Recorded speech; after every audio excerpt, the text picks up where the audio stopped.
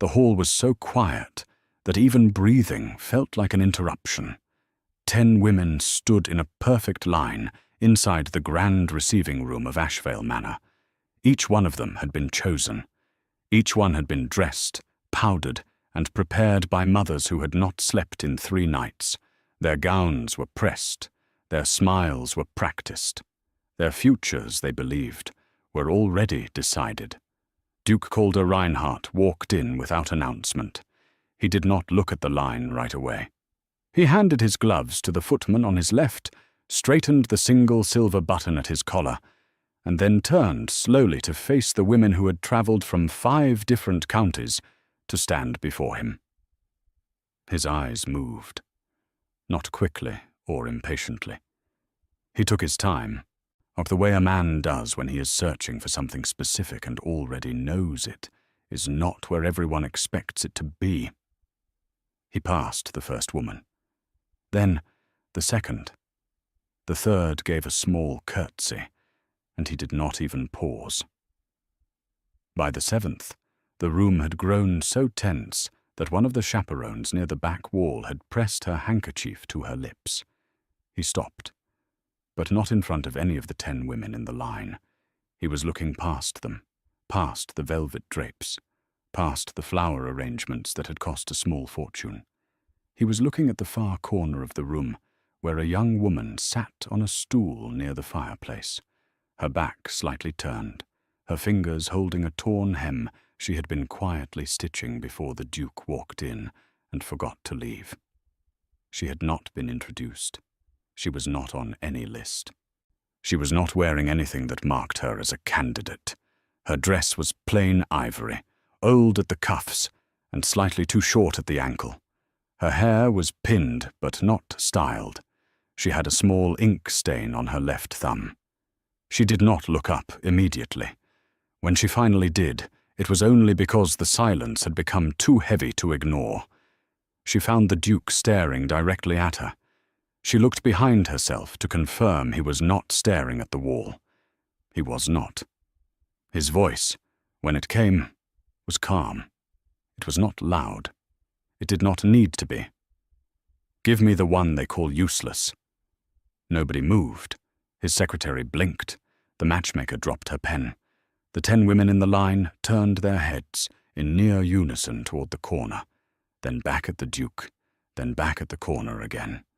The young woman with the ink stain slowly set down her needle. "I beg your pardon," the matchmaker finally said, her voice barely above a whisper. "Your Grace, that is Miss Nora Vane. She is Lady Farrow's niece. She was not presented. She is not a candidate. She is simply—" "Bring her forward," the Duke said. That was all. And in that single moment, 10 carefully arranged futures cracked open like porcelain dropped on stone. Nobody in the receiving room of Ashvale Manor had expected the morning to go this way. Lord Percival Dunn, the Duke's personal secretary, had prepared every detail of the selection with the kind of obsessive precision that had kept him employed for 11 years. He had the names written in alphabetical order. He had the family summaries bound in a leather folder. He had even arranged the women by height to make the presentation more aesthetically pleasing. It was a decision he had spent 20 minutes debating with himself the night before. None of that mattered now. The Duke had not looked at a single page of the folder. He had not asked for names. He had not requested family histories or dowry figures, or the elaborate descriptions of temperament that Lady Farrow had personally submitted on behalf of each candidate, including a paragraph about one girl's exceptional skill at watercolour painting, which Percival had thought was genuinely impressive. The Duke had pointed at the corner, and now Percival was standing very still, holding his leather folder against his chest like a shield, watching Miss Nora Vane rise slowly from her stool near the fireplace and look around the room with the expression of a person who suspects they may be the victim of a misunderstanding. She was 22. Well, Percival knew this because he had, out of habit, noted everyone present in the room when he first entered. She was Lady Farrow's niece on her late mother's side, brought to Ashvale Manor not as a candidate, but as an extra pair of hands. Lady Farrow had 3 daughters in the selection.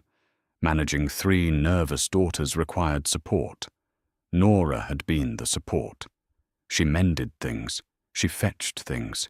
She reminded people of appointments and smoothed over small disasters before they became large ones. At the county assemblies back in Ketmore, where she was from, people generally treated her the way they treated useful furniture. Present, appreciated in passing, never the subject of conversation. She was not considered a beauty in any conventional sense. Her features were soft rather than striking. Her eyes were a warm brown that tended to look thoughtful when they should perhaps have looked delighted, and delighted when the situation called for solemnity. She had a habit of tilting her head slightly when listening that made people feel heard whether they wanted to be or not. She was also, at this precise moment, looking at Duke Calder Reinhardt with an expression that suggested she was about 3 seconds away from asking him if he had perhaps meant someone else. The Duke met her gaze and did not look away. Lady Farrow moved first. She was a tall woman with excellent posture and a voice like cut crystal, clear and capable of drawing blood. She crossed the room in 6 quick strides and placed herself between Nora and the Duke's line of sight, which Percival felt was either extremely brave or extremely foolish, depending on how the next 30 seconds went. "Your Grace," Lady Farrow said, "I must respectfully clarify. My niece is here in a supporting capacity only. I have 3 daughters who were properly presented to your household through the correct channels. Miss Clarissa Farrow is my eldest. She is accomplished, well-read, and has been praised by 3 separate music instructors for her talent at the pianoforte.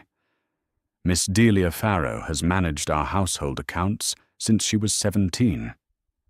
Miss Tilda Farrow, my youngest, is considered by many in Ketmore to be among the loveliest young women of her generation." The Duke let her finish. He was polite in that particular way that powerful men sometimes are, taught the kind of politeness that has nothing to do with deference and everything to do with patience. Then he said, "Where is Miss Vane from?" Lady Farrow paused. "Ketmore, Your Grace. As I said, she is my late sister's daughter. She has no fortune, no establishment of her own, and no particular—" "Ketmore," the Duke repeated, as though the name meant something to him. Nora, who had been standing very still during this exchange, spoke then. Her voice was quiet, but steady. "Your Grace, I think Lady Farrow is right. I believe there may be some confusion. I was not presented. I am not on any list. I am here because my aunt needed help with her pins this morning, and the maid was busy." Several people in the room made small sounds, the kind of sounds that meant they were trying very hard not to react. The Duke looked at her. "You repaired your aunt's dress this morning?" Her brooch pin had come loose from the backing. It was a simple fix. "And the hem you were working on when I entered?" "Miss Tilda's, Your Grace. She caught it on a chair leg in the carriage." "So you came to Ashvale Manor to mend things?" Nora's chin lifted, just slightly. "I came to be useful." The Duke was quiet for a moment. Something moved behind his eyes, but Percival could not name what it was. He had worked for this man for 11 years and had learned to read most of his silences. This one he could not place. "Clear the room," the Duke said. That caused more immediate chaos than the first declaration had. Lady Farrow inhaled sharply. The matchmaker, a stout woman named Mrs. de Corbett, who had been arranging noble marriages for 30 years and had never once been dismissed from a room mid-selection, pressed her hand to her chest. The 10 candidates stirred like a flock of birds, uncertain whether to land or fly. "Your Grace," Mrs. Corbett said, her voice carrying the weight of considerable professional indignation. A private meeting with an unpresented young woman would be highly irregular. Without a chaperone present, it would be, frankly, scandalous. "Then stay," the Duke said to her. "Everyone else, leave." Mrs. Corbett blinked. She had not expected to be the one he kept. Lady Farrow looked at Nora with an expression that was equal parts fury and calculation. Nora gave her aunt a small, helpless look that said she was as confused by this as anyone. Lady Farrow pressed her lips together, gathered her 3 daughters with a single sweeping gesture, and led them out of the room with the composure of a woman who intended to speak at length about this later in private. The other families followed. There were murmurs. There were whispers sharp enough to cut. Percival caught pieces of them as he moved toward the door. "Not even a candidate. Lady Farrow will be furious for a month. Who is she? Does anyone actually know her? The Duke has lost his mind entirely." Percival lingered near the door until the Duke gave him a single look, and then he too stepped out and pulled the heavy doors closed behind him. Inside the receiving room, it was now just the Duke, Mrs. Corbett seated rigidly in a chair near the window, as though her spine had been replaced with iron, and Nora Vane, standing in the middle of the floor with her hands folded in front of her, and the faint ink stain still visible on her left thumb. The fire crackled. Outside, the first carriages were already being called around, because several of the families had apparently decided that waiting for an unclear outcome was beneath their dignity. Nora spoke first, because the silence had gone on long enough, and she had never been good at pretending not to notice things. "Your Grace, I would genuinely like to understand what is happening." "Sit down, Miss Vane." "I would rather stand, if it is all the same." He looked at her again, and for a moment something that might have been amusement crossed his face, though it was gone before she could confirm it. He sat down himself in one of the high-backed chairs near the fireplace, and folded his hands loosely in his lap, with the ease of a man entirely comfortable in his own spaces. Duke Calder Reinhardt was 31 years old. He had inherited the dukedom at 23 after his father died of a sudden fever that had taken 3 physicians completely by surprise.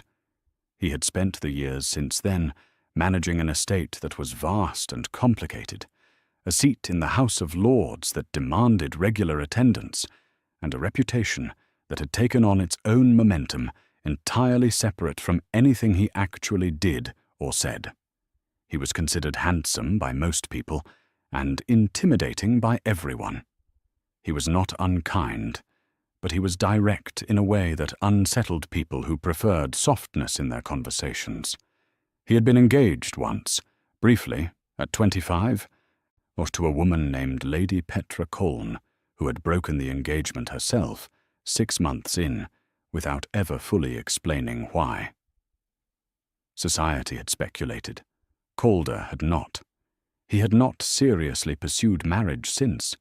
His grandmother, the Dowager Duchess Heloise Reinhardt, had finally reached the end of her patience earlier that year, and arranged this selection herself, calling in favours and issuing invitations with the cheerful aggression of a general preparing for battle.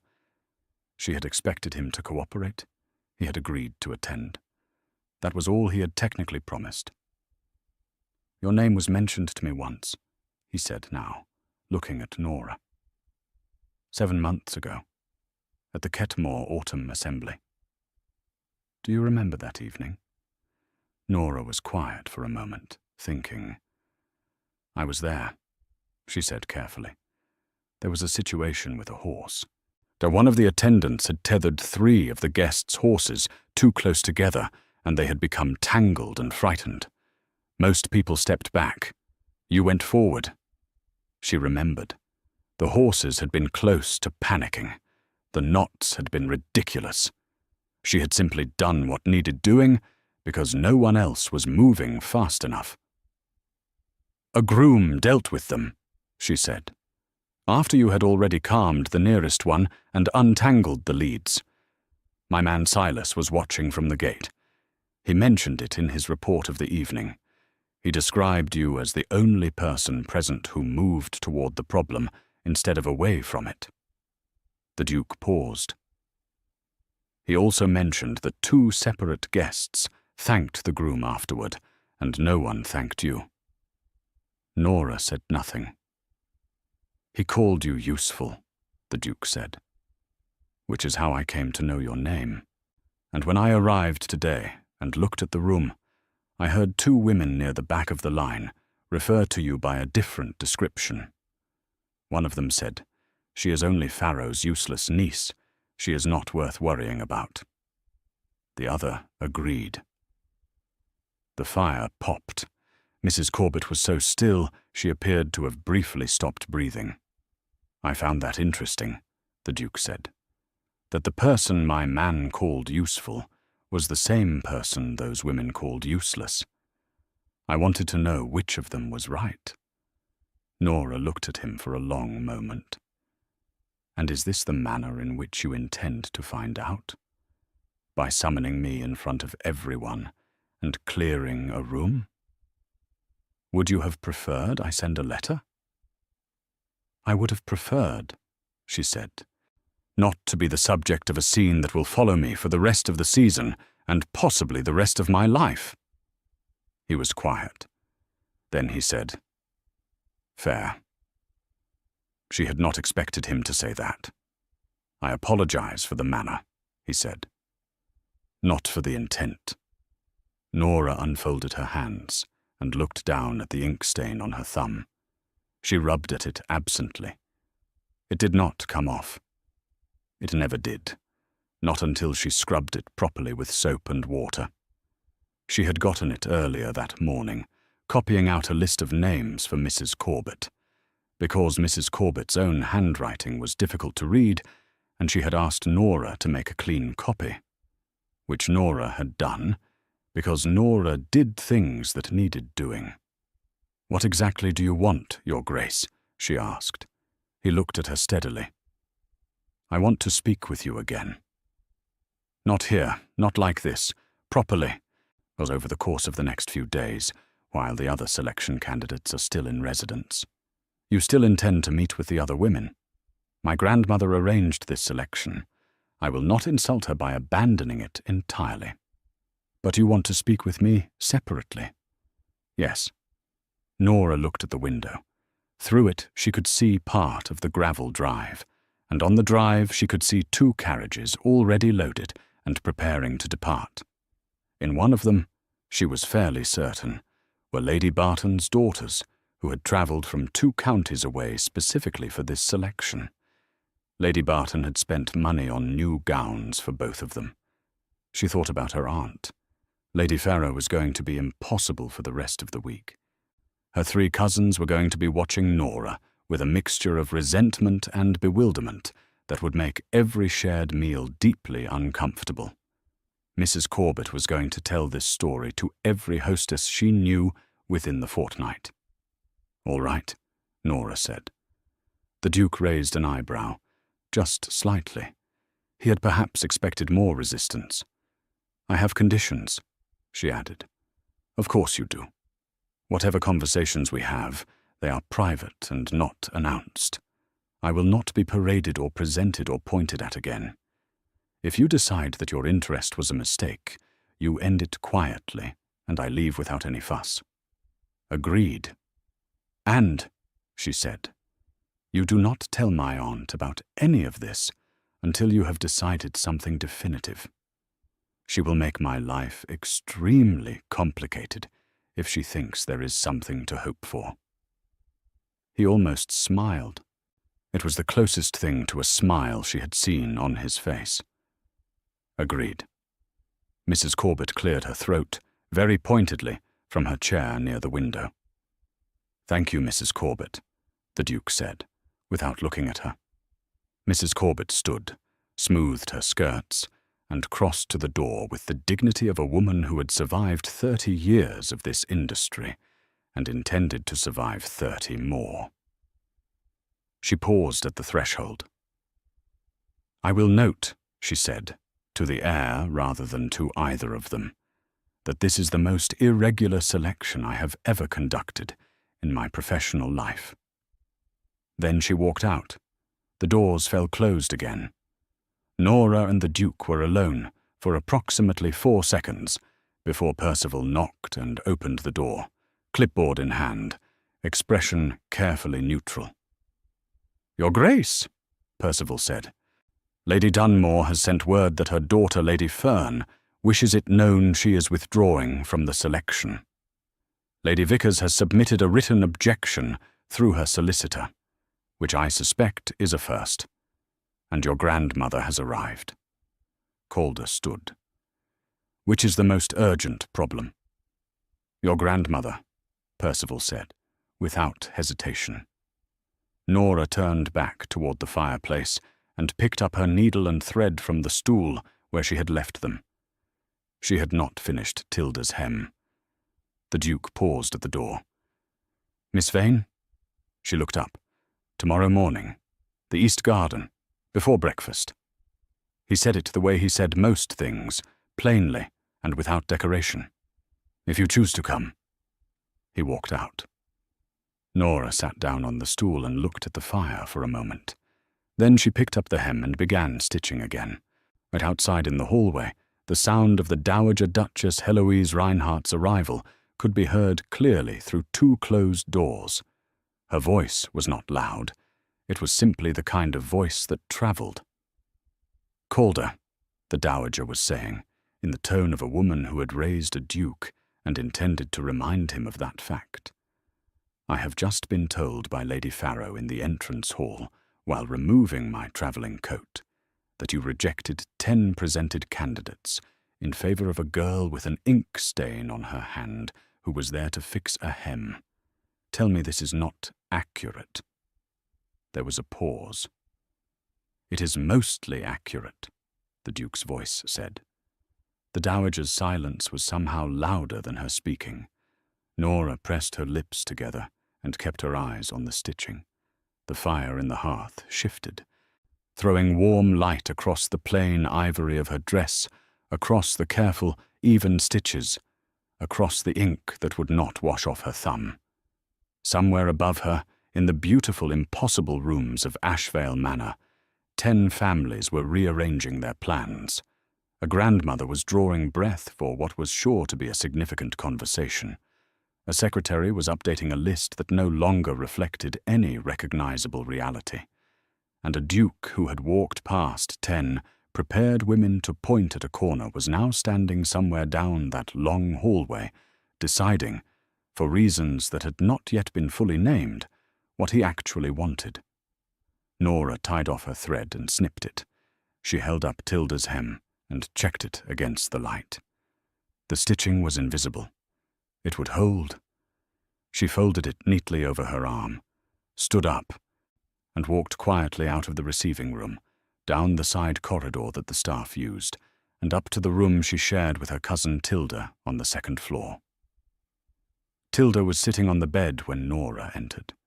She was 17 and sharp-eyed, and had her mother's forehead and her father's mouth, and a great deal more intelligence than people generally gave her credit for. She looked at Nora with the focused intensity of someone who had been waiting. "Tell me everything," Tilda said. "Your hem is fixed," Nora said, and set it on the chair by the wardrobe. "Nora." "I don't know anything yet," Nora said honestly. She sat down in the chair by the window and looked out at the garden below. From here she could see a portion of the East Garden, the part with the low stone wall and the climbing roses that had gone dormant for winter, or their bare stems curling upward against the pale stone. "Mother is furious," Tilda said. "I know. Clarissa is crying. Not sad crying, angry crying. There is a difference, and it is important. I know that too. Delia has not cried, but she has gone very quiet, which is worse." Tilda paused. "I am not angry at you. I want you to know that." Nora looked at her cousin. Tilda was the youngest, and in some ways the most honest of the three. She was also the one who had, on more than one occasion over the past 3 years, told Nora quietly and without cruelty that she deserved more than she was getting. "Thank you," Nora said. "Do you like him?" Tilda asked. Nora thought about the Duke's face when he had looked at the corner. The way he had said it brought her forward. The particular quality of his voice when he said fair. "Oh, I don't know him," she said. "That is not what I asked." Nora turned back to the window. "I don't know," she said, which was honest, which was the only thing she had, at this exact moment, to offer. The east garden was quiet in the pale light below. She would decide in the morning whether to go. The east garden was cold at that hour. Frost still clung to the stone wall when Nora arrived, her breath forming small clouds in the morning air. She had woken before her cousins, dressed quickly in her warmest day dress, a deep green wool that had belonged to her mother, and had been altered twice to fit her changing shape over the years. She had told herself on the way down the stairs that she was simply going for a walk, that she happened to be walking in the direction of the east garden, that this was not a decision so much as a direction, or she was not very convincing, even to herself. He was already there. The Duke stood near the low stone wall with a cup of something steaming in his hand, looking out at the bare rose stems with the expression of a man who had been awake for some time and was comfortable with that. He had dressed simply, no formal coat, just dark trousers and a charcoal waistcoat over a white shirt, and he looked more like a person than he had the day before in the receiving room. Less like a title. He turned when he heard her footsteps on the gravel path. "You came," he said. "I told myself I was just taking a walk," she said. "And?" "And I am clearly a poor liar." She stopped a few feet away from him and looked at the garden. It was not beautiful in winter. It was bare and still and a little stark. But there was something honest about it, she thought, though nothing performing, nothing pretending to be more than it was. "How long have you been out here?" "Since before the birds started." He offered her the cup. She looked at it. "That is your cup. I haven't drunk from it yet. I had it brought out, and then forgot about it while I was thinking." She took it. It was tea, nearly perfect temperature, which meant the timing of his thinking had been accidental rather than planned. She drank a small amount and handed it back. "What were you thinking about?" she asked. "Yesterday," he said, "specifically the look on Mrs. Corbett's face when I asked everyone to leave." Nora almost smiled. "She is going to write about this in her professional memoirs." "She keeps memoirs?" "Every matchmaker keeps memoirs. It is how they survive the occupation." She pulled her shawl tighter and looked at the stone wall. "Your Grace, I want to ask you something directly." "All right. Yesterday was dramatic and surprising, and I understand there was a logic to it, even if the execution was startling. But I need to understand what you are actually proposing. Not in the grand gesture version, in the plain version." He was quiet for a moment. Then he said, "I want to spend the next few days speaking with you honestly. Not in a formal setting with a chaperone taking notes and a matchmaker hovering with a clipboard. Just talking. And at the end of those days, I want to know whether what I think I already know about you is real, or whether I have built something in my imagination that does not exist. What do you think you know about me?" He looked at her directly. "That you are the kind of person who moves toward problems. That you do not require applause for it. That you are honest even when honesty is inconvenient. and that you have been standing in other people's shadows for long enough that you have started to believe the shadow is your natural size. Nora went very still. The birds had started by now. Small sounds in the bare branches of the trees along the garden wall. The frost was beginning to soften in the growing light. "That is a great deal to conclude from a horse incident and an ink stain," she said, and her voice was careful. "It is," he agreed, "which is why I want to find out if I am right." She looked at him for a moment. His face was steady, not demanding, not performing, just waiting. "I will give you 3 days," she said. "After that, you will have enough to decide. And I will have enough to decide as well, because this is not one-sided, Your Grace. I need to know things about you, too." He raised an eyebrow. "Such as? Why Lady Petra Colne ended your engagement. What actually happened. Not the version society tells, which has at least 4 variations depending on who is telling it." Something shifted in his expression. Not pain exactly, but a kind of careful stillness. "You would ask me that directly?" "I told you I was a poor liar. I am also a poor pretender. I do not want to spend 3 days dancing around the things that actually matter." He looked at her for a long moment. "She ended it," he said finally, "because I was not present. Not physically. I attended every dinner, every event, every required occasion. But she said I was never actually there, or that she felt she was engaged to a title and a set of obligations, and not to a person." He paused. She was not wrong. Nora said nothing. She let the words settle where they landed.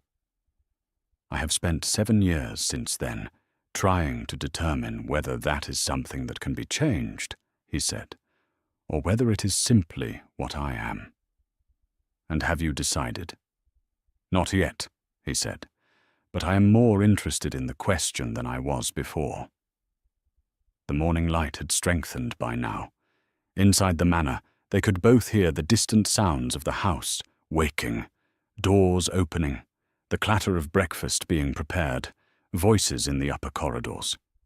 Nora handed him back his now empty cup. "Tomorrow morning," she said. "Tomorrow morning," he agreed. She turned to walk back up the path. Then she stopped. Without turning around, she said, "And for what it is worth, I do not think it is simply what you are. I think it is what you practiced, because no one ever asked you to practice anything else." She walked back up toward the house. Behind her, the Duke stood, holding the empty cup and looking at the place where she had been standing for a considerable while before he went back inside himself. What neither of them saw was the figure standing at the upper window of the east wing. Lady Mirabell Dunmore was 24 years old, the daughter of the Earl of Dunmore, and she had been considered the front-runner of the entire selection by every person who had an opinion on the matter, which in social circles of this kind was everyone. She was elegant. She was well-connected. She had red gold hair and a speaking voice that music instructors had described as naturally musical. As she had also already mentally chosen the furniture she intended to move when she became the Duchess of Ashvale. She watched Nora walk back up the path toward the house. She watched the Duke stand by the stone wall for a long moment before following. Then she turned from the window and sat down at the small writing desk in her room and picked up her pen. She wrote 2 letters before breakfast. The first went to her mother, Lady Dunmore, who was staying at a townhouse 3 miles away, because the manor could not accommodate all the families of the candidates. The second went to Lord Harwick Fenn, who was Lady Mirabell's cousin, who was also, quietly and without announcement, one of the most effective collectors of damaging information in 3 counties. He knew things about people. He found things out. He had never once been thanked publicly for it, but he had been very well compensated privately. The letter to Lord Harwick was short. It said, Find everything there is to find about Miss Nora Vane of Ketmore. I want to know by Thursday." She sealed both letters and handed them to her personal maid, a quiet girl named Agnes, with instructions to have them dispatched before 8 o'clock. Then she went down to breakfast with a perfectly composed expression and complimented the Dowager Duchess Eloise on the quality of the eggs.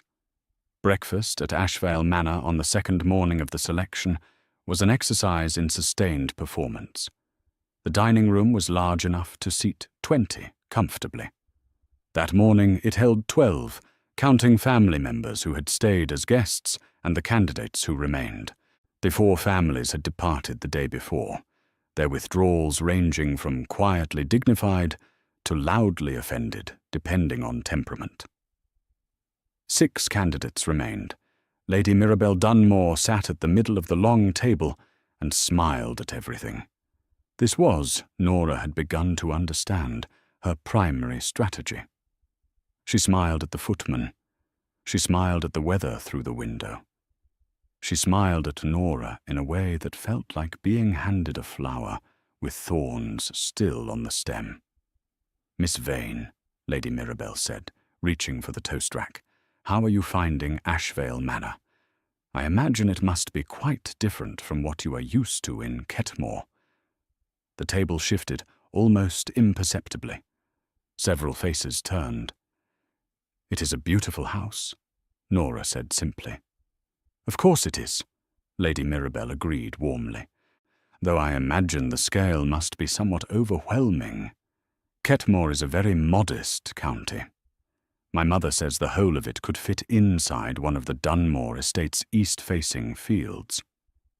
She laughed gently, as though this were a charming observation rather than a precise social cut. Lady Farrow, seated beside Nora, said nothing. This was notable because Lady Farrow was not generally a woman who said nothing. She was saying nothing now, Nora understood, because she was furious at Nora and was therefore not inclined to defend her. Clarissa Farrow, the eldest, stirred her porridge with the focused energy of a woman channeling considerable emotion into a small domestic task. Delia Farrow, the middle daughter, was reading a letter that had arrived with the Morning Post and appeared to find it more interesting than the conversation.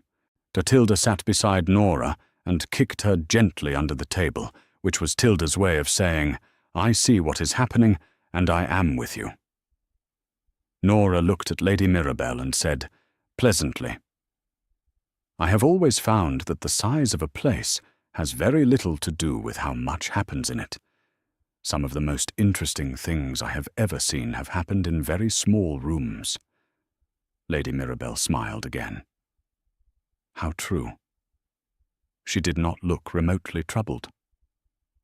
At the head of the table, the Dowager Duchess Eloise ate her breakfast with the focused attention of a woman storing information. She was 71, small in stature, white-haired, and possessed of the kind of social intelligence that had nothing to do with education and everything to do with a lifetime of watching people. She had said very little since her arrival the day before. She had also, as Nora had noticed, been watching very carefully. The Duke was not at breakfast. Percival had delivered his apologies, citing an early meeting with his estate manager regarding the Northfield drainage situation, which Percival had described with the specific detail of someone who had been asked to make the excuse sound real. Lord Cecil Barton arrived at breakfast late, which he did every morning, and took his usual seat at the far end of the table with the easy confidence of a man who considered punctuality optional. He was 35, the eldest son of the Barton family, and he had accompanied his younger sister Lady Gwen to the selection as her escort, since their father was unwell and their mother had stayed home to manage him. He was charming in the specific way that required no particular effort. Now good-looking in a conventional arrangement of features, and Nora had decided over the past 2 days, approximately as deep as a decorative dish. "Lively morning," he said, surveying the table. "I passed 3 carriages on the drive yesterday. Half the candidates have fled already. Exciting stuff. He reached for the coffee. Miss Vane, you are the talk of the county, I understand. Lord Barton? Lady Dunmore's voice came from across the table, sharp and bright. Perhaps we might discuss something other than yesterday's events. Why? It is the most interesting thing that has happened all week. He looked at Nora with genuine curiosity rather than hostility. Did you actually not know he was going to do that? I had no idea, Nora said. Remarkable. He considered this. My sister Gwen would have fainted. Gwen, you would have fainted. Lady Gwen Barton, seated beside him, was 19 and had the appearance of someone who spent a great deal of energy trying to look unbothered. I would not have fainted, she said. I would have sat down. There is a difference. This produced a small wave of genuine laughter around the table, which broke some of the tension, though not all of it. Nora got through the rest of breakfast by keeping her eyes on her plate and her responses short. When it was over, she excused herself and went to the library on the second floor, which she had discovered the day before was the one room in the manor where she was unlikely to be found by anyone who was looking for her. She had been there approximately 20 minutes, reading without actually absorbing any of the words, when the door opened and the Dowager Duchess Eloise walked in. Nora stood. Sit down, the Dowager said, with a wave that suggested standing was unnecessary. She moved through the library with the unhurried ease of someone who had been walking through this room for 50 years, which she had. She settled into one of the 2 leather chairs near the window and looked at Nora with clear, sharp eyes. You did not come here expecting any of this, the Dowager said. It was not a question. No, Nora said, and you are not sure what to make of my grandson. I am still deciding. The Dowager made a small sound that might have been approval. Good. Anyone who was sure of Calder within 24 hours would concern me. She looked at her hands briefly. I arranged this selection because he needed to be pushed. He would not push himself. He is very good at managing things and very reluctant to want things. Do you understand the difference? I think so. Managing is safe, the Dowager said. Wanting is not. She looked at Nora directly. He has not looked at a room that way in 11 years. Not since before his father died, and the weight of all this fell on him. I do not know what he saw when he looked at that corner, but I know what he looked like when he saw it. And I know what I want for him. She paused. I am telling you this not to pressure you. I am telling you because you deserve to know the full picture. Nora looked at the older woman. There was no performance in the Dowager's face. No campaign. Just a grandmother who had been watching her grandson manage and manage and manage for 8 years and wanted something different for him. Lady Mirabelle wrote 2 letters this morning before breakfast, the Dowager said, in a different tone entirely. Nora blinked. How do you know that? Because I have lived in this house for 50 years and the staff tell me things. The Dowager's eyes held something sharp and unamused. One went to her mother. One went to Lord Harwick Fen. If that name means nothing to you, it should. He is her cousin, and he is not a kind man when he is given a task. Nora felt something cold settle in her chest. I am not telling you this to frighten you, the Dowager said. I am telling you because what is coming will be designed to make you look small and unworthy, and I want you to know in advance that it is coming so that when it arrives, you do not mistake it for truth. She stood, smoothed her skirts, and walked toward the door. At the threshold, she paused. My grandson chose a corner over a line up, she said, That tells you something about what he values. Make sure you know what you value too, before this week is finished." She left. The library was very quiet. Nora put down the book she had never actually been reading and looked out the window at the east garden below. The frost from the morning had gone entirely. The bare rose stems caught the winter light and held it.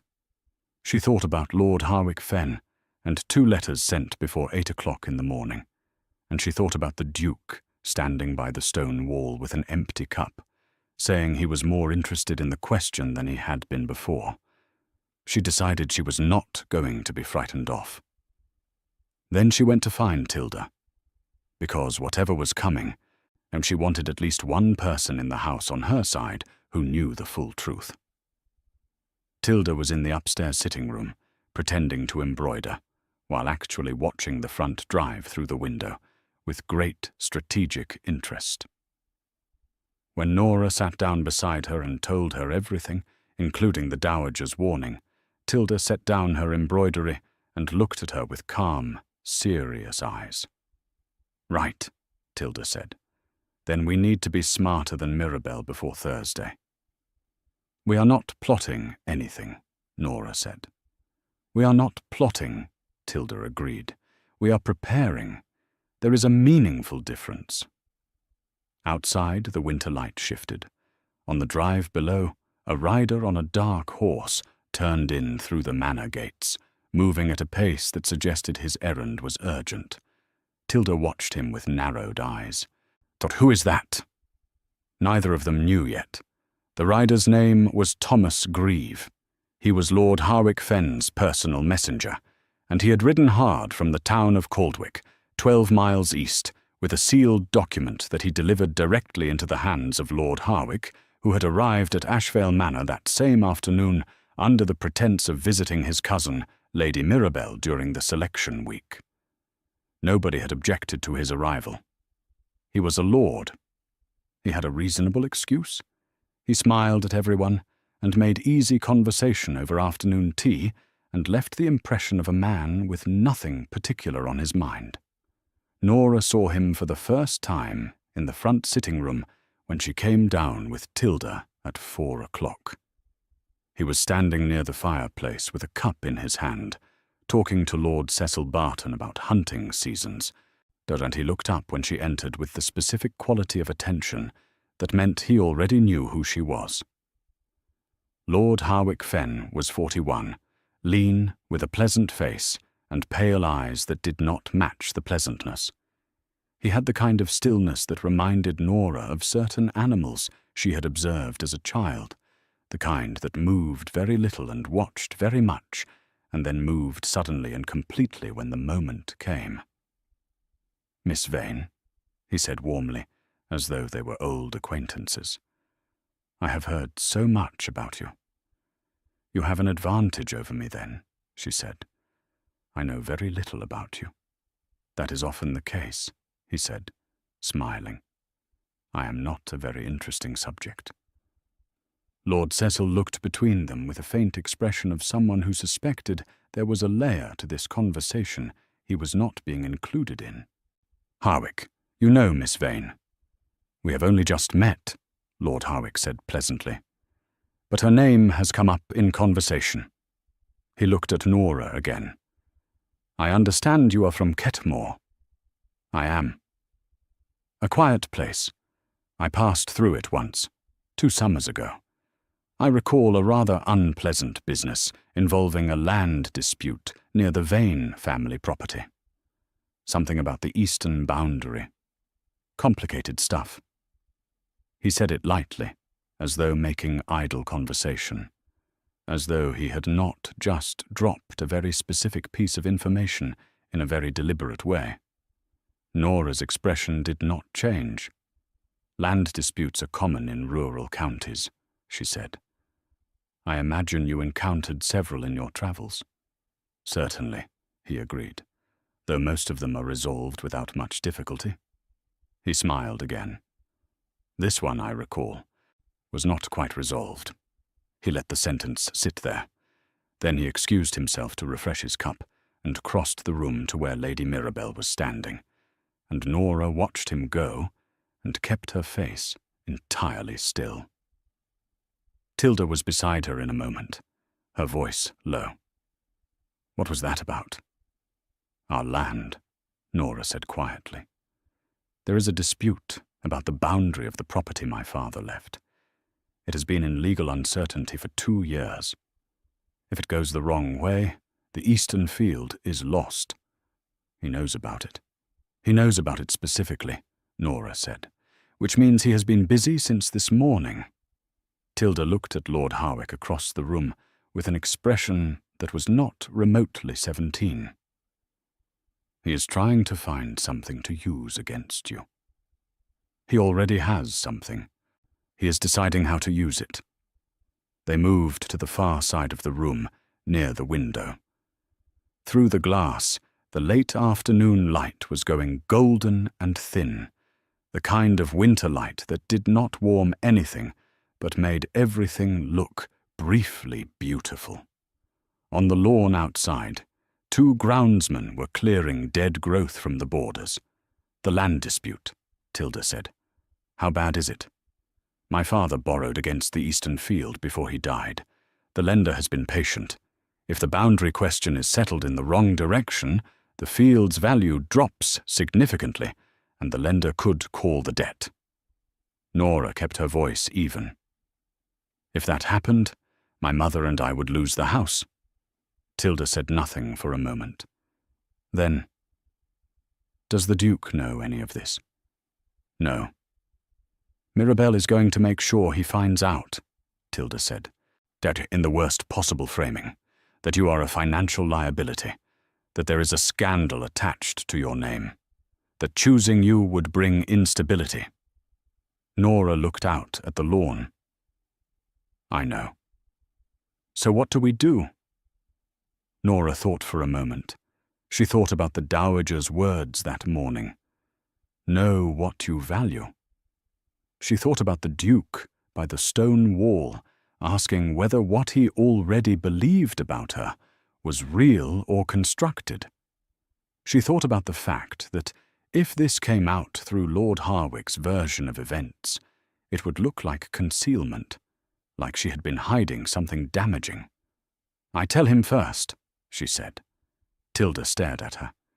"You tell the Duke about the debt and the land dispute yourself?" "Before Harwick does. If he hears it from me, it is information. If he hears it from Harwick, it is ammunition." Tilda was quiet for a beat. Then she said, "That is either very brave or very stupid.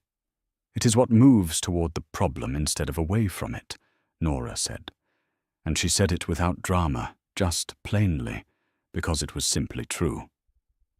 She went to find Percival.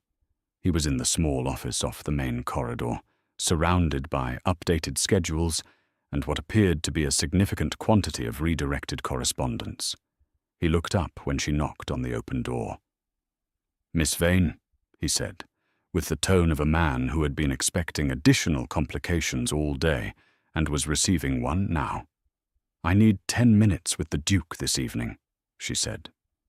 "Not tomorrow morning. Tonight. It is important." Percival looked at her for a moment. He was a careful man who made careful assessments. He had also, Nora suspected, had been Calder Reinhardt's secretary, long enough to have strong instincts about what actually mattered. "After dinner," he said.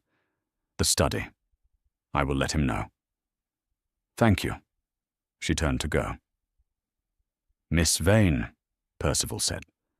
She looked back. "For what it is worth," he said, with the careful neutrality of someone choosing each word deliberately. "The last time someone was honest with his grace, without calculating the effect, first was a very long time ago." He paused. "He generally responds well to it." She nodded and walked back down the corridor. Dinner that evening was more populated than breakfast had been.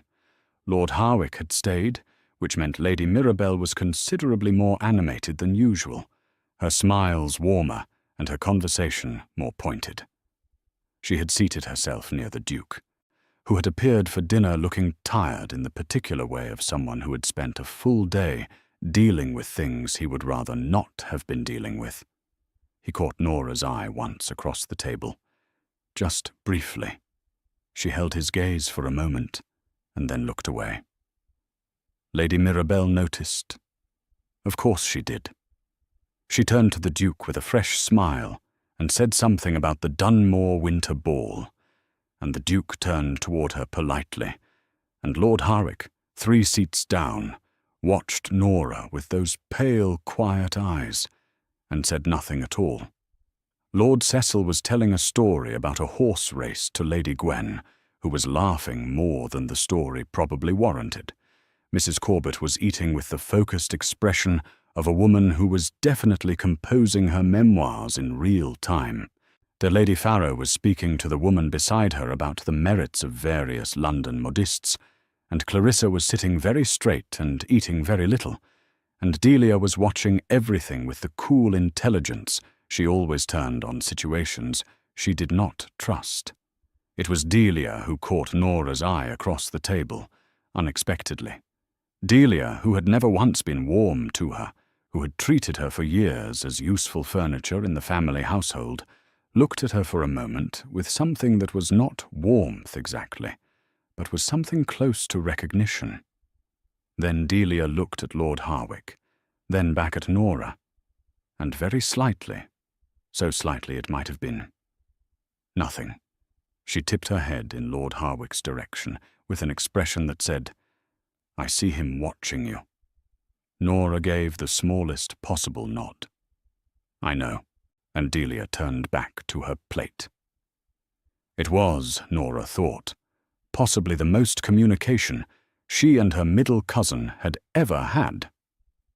After dinner, when the company had moved to the drawing-room for the evening, Percival appeared in the doorway and caught Nora's eye and tilted his head almost imperceptibly toward the corridor.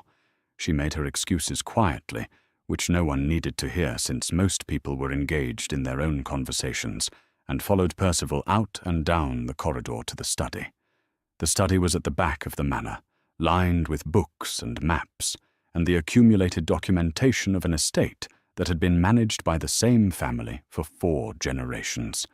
The Duke was already there, standing at the far side of the room, near a large map of the Ashvale lands pinned to the wall, still in his dinner clothes.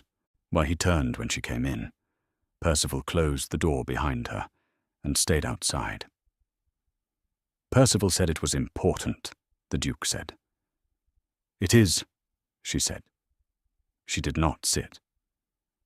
"I need to tell you something before someone else does, because if you hear it from someone else, it will be shaped in a way that is designed to damage how you see me, and I would rather you hear it plainly."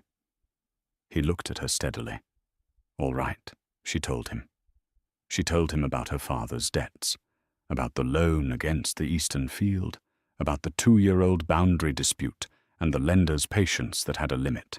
She told him it clearly and without apology, because it was not her failure, it was her inheritance, and there was a difference. She told him Lord Harwick Fenn had arrived that afternoon, and had already referenced the dispute by name in casual conversation within 3 hours of his arrival.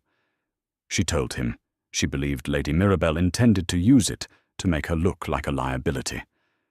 She said all of it in under 4 minutes, because she had planned what to say on the walk down the corridor, and had kept it to the essential points and nothing else.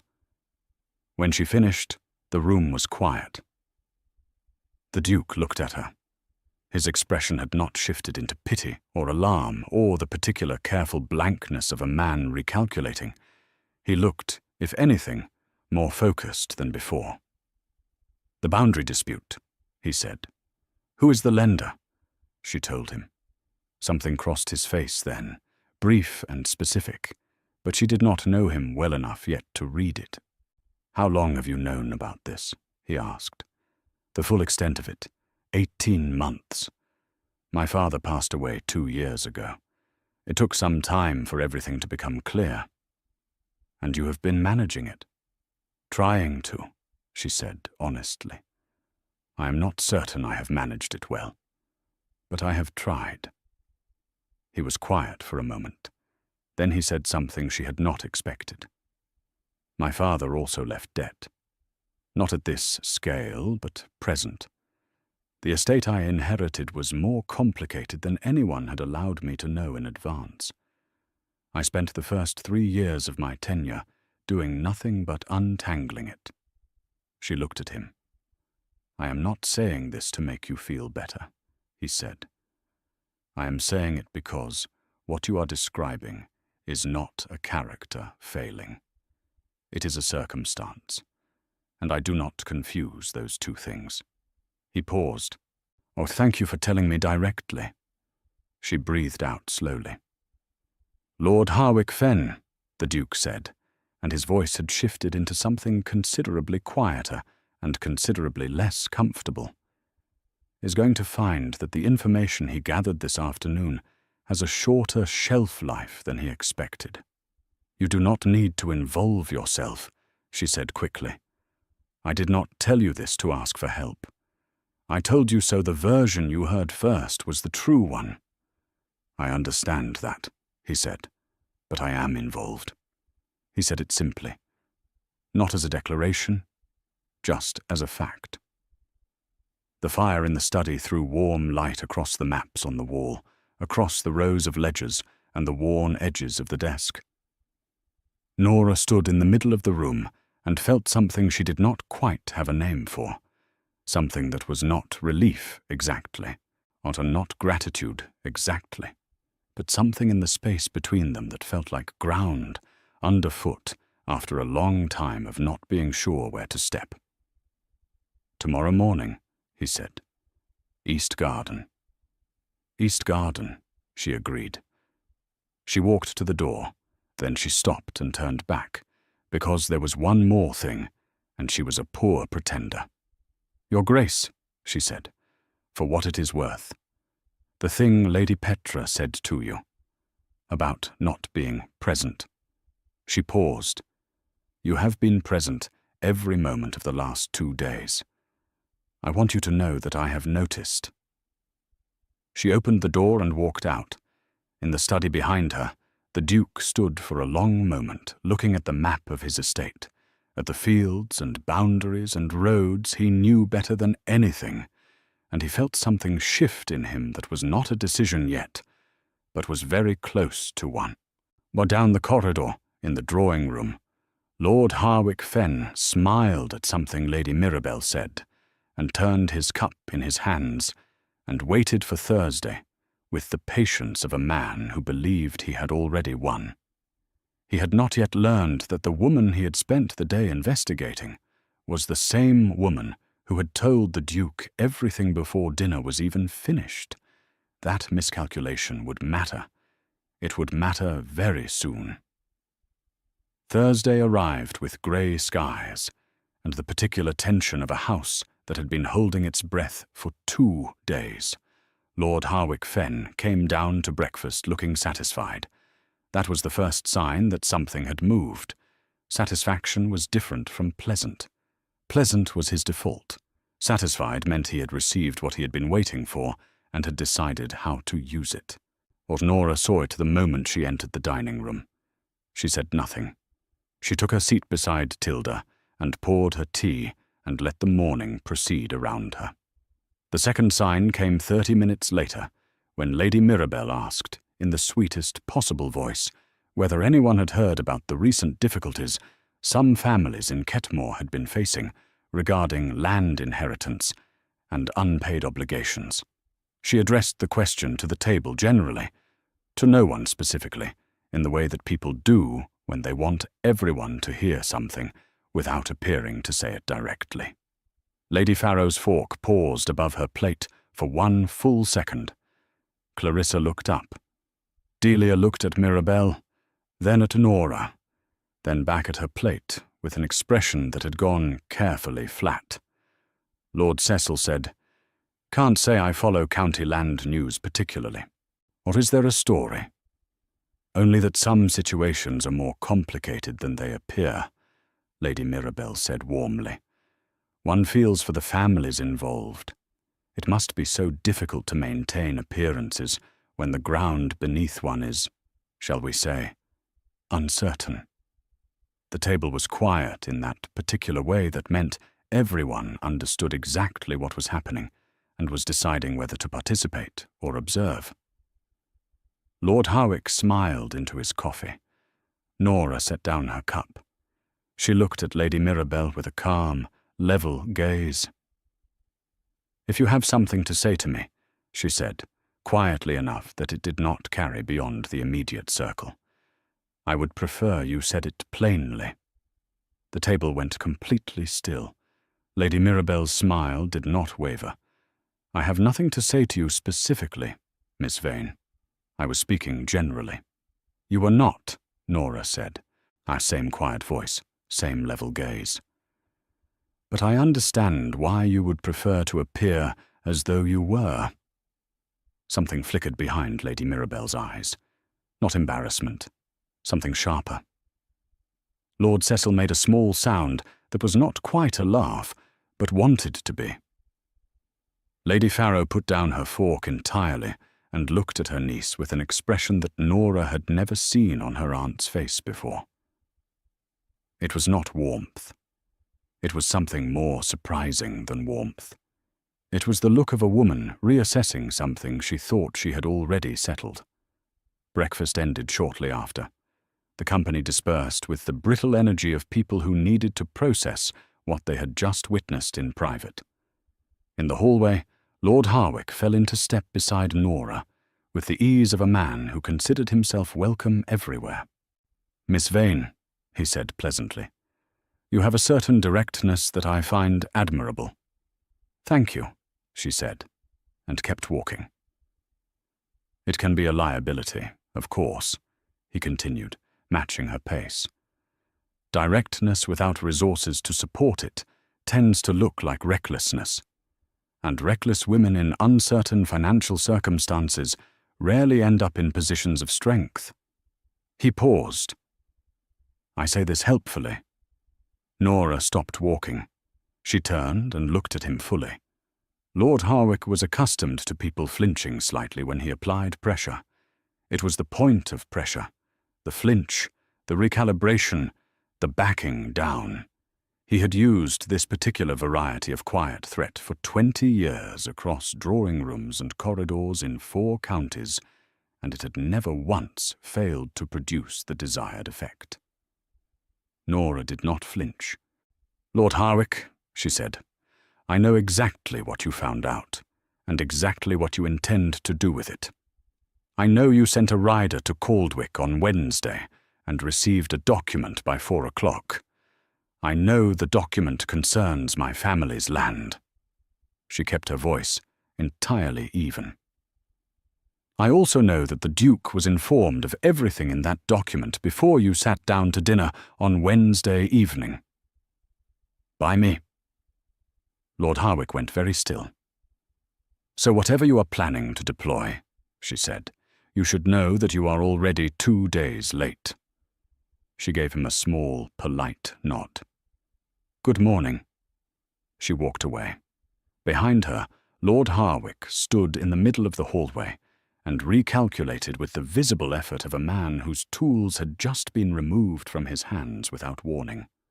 Tilda, who had been walking 4 paces behind and had heard every word, caught up to Nora at the foot of the stairs and grabbed her arm. "That," Tilda said, in a voice of absolute conviction, "was magnificent."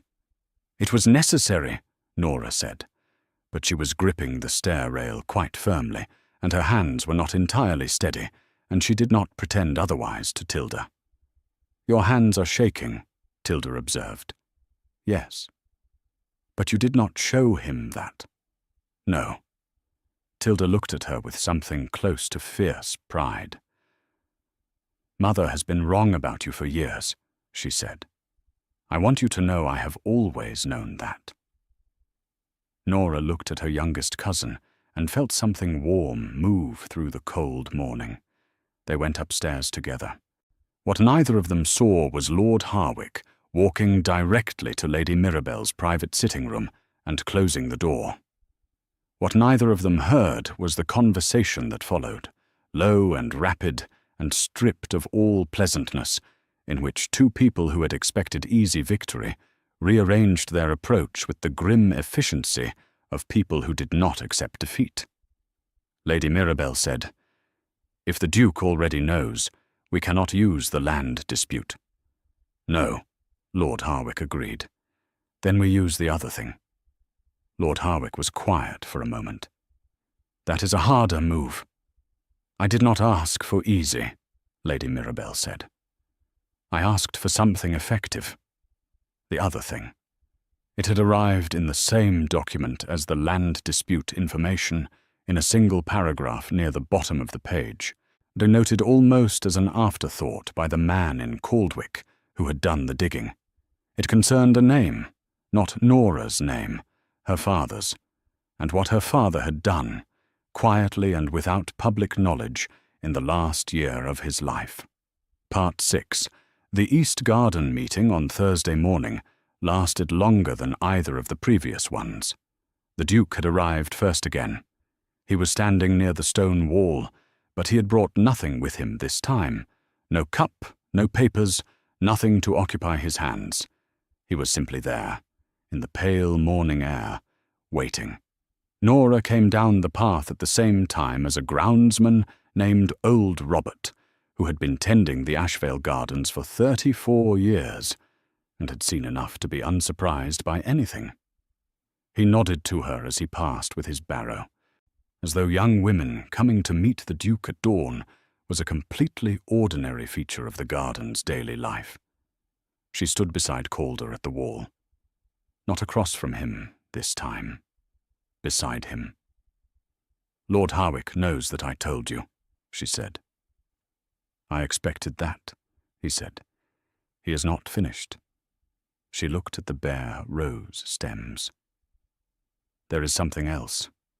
I do not know what it is yet, but I could see it in the way he spoke to Lady Mirabel at breakfast." They shifted to a second position. The Duke was quiet for a moment. "You read the rooms very well." "I have had a lot of practice reading rooms where I was not the main subject." She paused. "When you are the extra person, the one who is there to be useful and not to be noticed, people stop performing for you. You see what is actually happening." He turned to look at her. "Does it bother you, having spent years being an extra person?" She thought about it honestly, rather than reaching for the comfortable answer. "It used to," she said. "When I was younger, it felt like a verdict. Like the room had looked at me and decided I was not worth its full attention." She paused. "Now I think it was training. For something. I just did not know what until recently." He was looking at her with that steady, focused attention that she had noticed he gave to things he was genuinely interested in. Not performing interest. Actually having it. "Calder," she said, and then stopped. He went very still. She had used his name, not his title, his name. She had not planned it. It had simply come out because she had been thinking of him in her own mind for 2 days, and the border had apparently dissolved when she was not watching. "I am sorry," she said immediately. "That was—" "Do not apologize," he said. His voice was quiet and entirely certain. "Say it again." She looked at him. He was looking back at her, and there was nothing he could do about his expression. Nothing arranged. It was the face of someone who had been waiting, without knowing they were waiting, for something they could not have named. "Calder," she said again. He breathed out slowly, like a man setting something down that had been heavy. They stood at the stone wall in the winter garden for a moment that was not like the other moments. The frost was on the ground, and the birds were in the bare branches, and old Robert had moved his barrow to the far end of the garden and was very carefully not looking in their direction. "Whatever Harwick has," Calder said, "I need you to tell me if it touches something real. Not because it changes anything. Because I want to be standing on the right ground when it lands. She nodded. I will tell you as soon as I know what it is. How will you find out? Delia, she said. My cousin. She is watching Harwick. She has been since Wednesday dinner.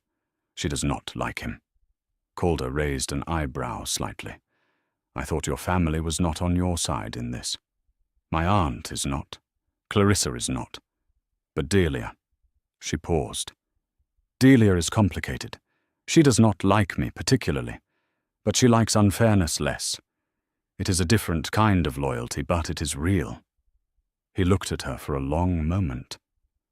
You are surrounded by people who underestimate you. Yes, she said simply. I am counting on that. He almost smiled. Not almost. He did smile, just briefly, and it changed his face entirely, opening something in it that made him look younger and less managed, and genuinely, unreservedly human. Nora felt that smile land somewhere in the middle of her chest and stay there. She walked back up to the house, with her hands folded in front of her, and her expression entirely composed, and the absolute certain knowledge that she was in very serious trouble of a kind she had not prepared for. Delia found her in the upstairs corridor at 10 o'clock. She appeared around a corner with the purposeful speed of someone who had been looking for her and pulled her into the small linen room beside the staircase and closed the door. Harwick was in the library this morning for 40 minutes, Delia said, without preamble. He had a letter with him. I saw him reading it through the window in the connecting room before he knew I was there. I could not see all of it, but I saw a name. Nora looked at her. Whose name? Delia hesitated for the first time, just briefly. Your father's, she said, and beside it, the words trust account and the name of a bank in Edinburgh. The linen room was very small and very quiet. A trust account, Nora repeated. I do not know what it means, Delia said, but Harwick wrote something down after he read it. And then he went to find Mirabelle. Nora's mind was already moving. Her father had been a quiet man, methodical, private with his finances to a fault. She had spent 18 months after his death trying to understand the full picture of what he had left behind. She knew about the debt. She knew about the Eastern Field. She had gone through every letter, every ledger, every document she could find. She had not known about any trust account in Edinburgh. Delia, she said carefully, why are you telling me this? Her cousin looked at her for a moment. Delia was 25, precise, practical, and had never wasted sentiment on things she considered impractical. She was also, Nora now understood, someone who had been watching from her own version of a corner for a long time. Because Harwick was smiling when he wrote it down, Delia said flatly. And I have disliked that particular kind of smile since I was 8 years old, and first saw it on a boy who used it right before he did something cruel. She paused. Also because you did not deserve what Mirabelle did at breakfast. I do not particularly enjoy watching people be gutted over their eggs. It was, Nora thought, possibly the most feeling Delia Farrow had ever openly expressed. Thank you, Nora said. Do not thank me. Just deal with it. Delia opened the linen room door, checked the corridor, and walked out. Nora stood alone among the folded linens for a moment and thought about her father, about the quiet way he had moved through the world, careful and private, never drawing attention, about the debt and the field and the 18 months of trying to understand what he had left, and now a trust account in Edinburgh that she had not known existed. It could be nothing. Old paperwork, a closed account, something already settled and forgotten. But Harwick had smiled, written it down, and went directly to Mirabelle. She needed to get to that letter. She came out of the linen room and walked quickly to the library. Harwick was not there, or the room was empty, the fire banked low, the chairs undisturbed except for one near the window that had been moved slightly to a better reading angle. She went to the writing table beside that chair. There was nothing on its surface. She checked the small drawer beneath the surface. Empty. She stood back and thought. He would not have left it in a common room. He would have taken it to his guest room or given it back to his own man for safekeeping. She could not go to his guest room, but she knew someone who could find out what was in it without going anywhere near it. She went to find Percival. He was, as always, in the small office off the main corridor, surrounded by the day's administrative reality. He looked up when she knocked. "Miss Vane," he said. "Percival," she said, and she used his name plainly because she had noticed he responded better to directness than to formality. "I need to know if there is a trust account held in my father's name at any bank in Edinburgh. I need to know today." Percival looked at her carefully. "That is a specific request. Lord Harwick has information about it. I need to know what it contains before he uses it." Percival set down his pen. He was quiet for a moment, with the look of a man solving a problem rather than deciding whether to. "I have a contact at the Edinburgh Banking Registry," he said. "A professional relationship. 3 hours, perhaps 4. Thank you. Miss Vane?" She stopped at the door. "His Grace asked me this morning to ensure you had whatever you needed today." He said it carefully, with the precise neutrality of a man conveying a message without editorializing. "Whatever you need." Those were his words. She looked at him for a moment. Then she nodded and walked out. The afternoon moved slowly, the way afternoons do when something is coming. At luncheon, Lord Harwick was pleasant and said nothing pointed. Lady Mirabell smiled at the Duke, and the Duke was polite and gave nothing away. Lord Cecil told another story. Lady Gwen laughed. Mrs. Corbett ate with the purposeful concentration of a woman who had stopped trying to control events and was now simply documenting them. Lady Farrow watched Nora across the table with an expression that had been shifting since breakfast, in a direction Nora could not yet name. At 3 o'clock, Percival found Nora in the upstairs sitting room and placed a single folded note in her hand. When she opened it, she read it. She sat very still for 30 full seconds. Then she stood up and went to find the Duke. She found him in the stables. He was with his horse, a large grey animal named Flint, who had the temperament of someone who had seen everything and was impressed by none of it. Calder was not riding. He was simply standing beside him, the way he stood in gardens in the early morning, present, quiet, not requiring anything from the moment. He turned when he heard her footsteps on the stable floor. She handed him the note. He read it. His expression shifted once, sharply, and then settled back into stillness. The note said, "Trust account, Edinburgh, held in the name of Edmund Vane, established 14 years prior.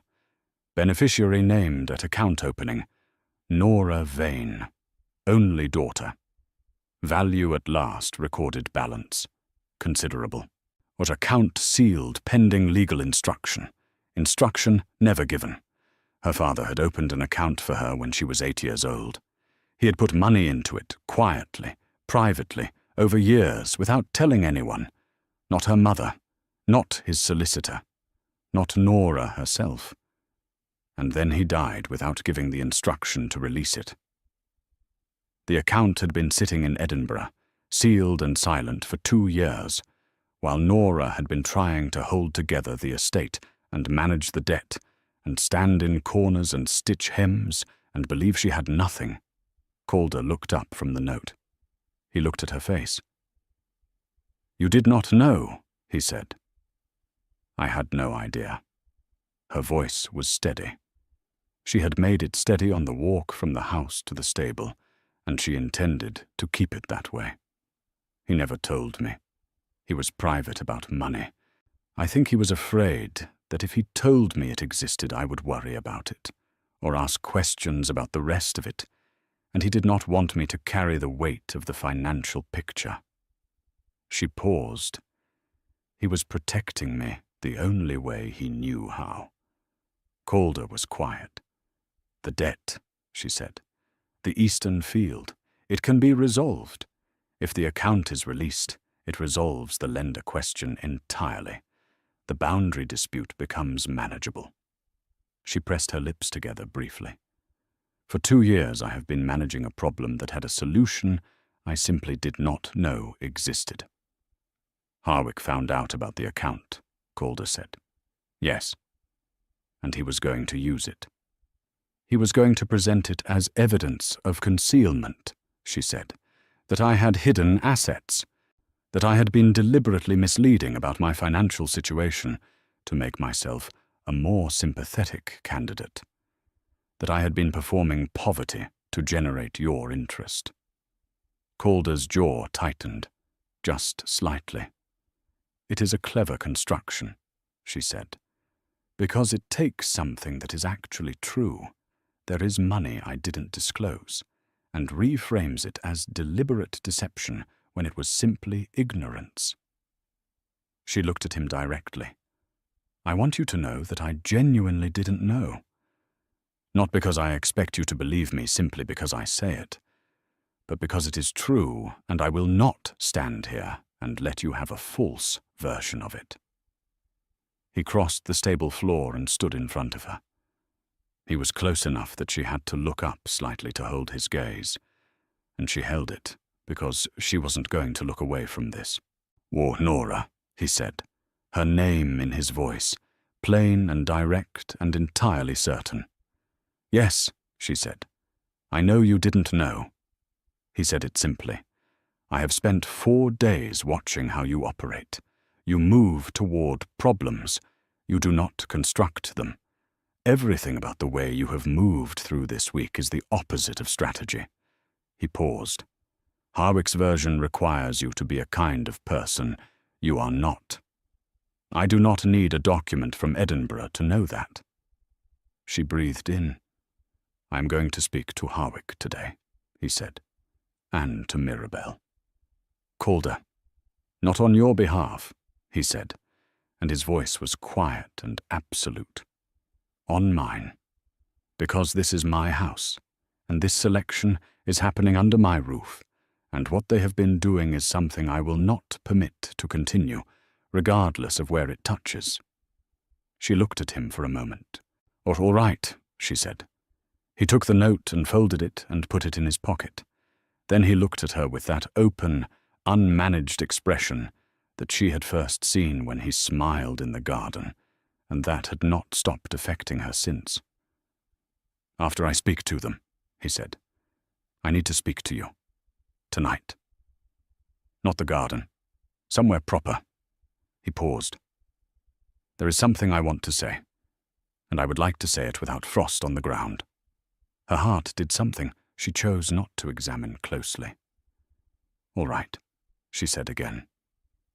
She walked back to the house.